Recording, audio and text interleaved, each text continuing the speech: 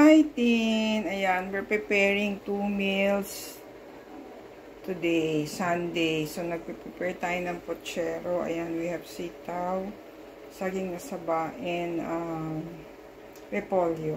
Tapos, later, gagawa naman tayo ng shabu-shabu. Ayan, we have kangkong, sotanghon, sweet balls. Bumili si Popsi ng tokwa. Ayan, chicken at ang panggisa natin. Ayan. So, we're preparing 2 meals today. Yung sobra will be ulam na for the week. Yan. Busy-busy tayo ngayon eh. So, yan.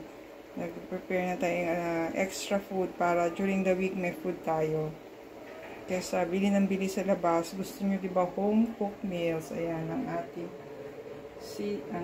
ayan. Kangkong, sotanghon, sweet balls, chicken para sa ating shabu-shabu soup, and for our pochero,